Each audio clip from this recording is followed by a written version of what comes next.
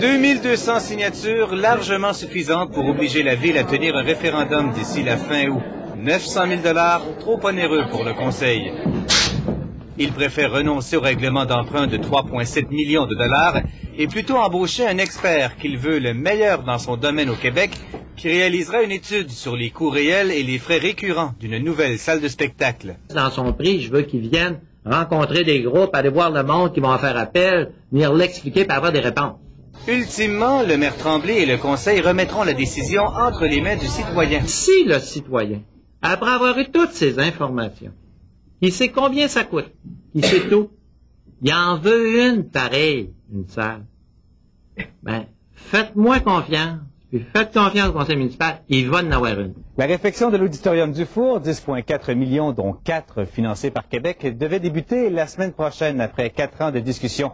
La décision politique retarde le projet d'au moins 1 an, et si la réflexion débouchait sur une nouvelle construction, Chicoutimi pourrait être 6 ans sans présenter de spectacle, selon le Théâtre du Saguenay. Avec les téléphones que je reçois de mes collègues diffuseurs et de plusieurs artistes depuis hier, là, je suis presque tenté de vous dire qu'on est un peu la risée du Québec actuellement. Il va falloir que le Cégep regarde les options aussi, mais c'est extrêmement triste que de laisser tomber la salle régionale qui était là depuis 35 ans. Pour l'heure, les étudiants du conservatoire jubilent. On se demandait vraiment ce qu'elle allait dire, mais en fait, ça dépasse même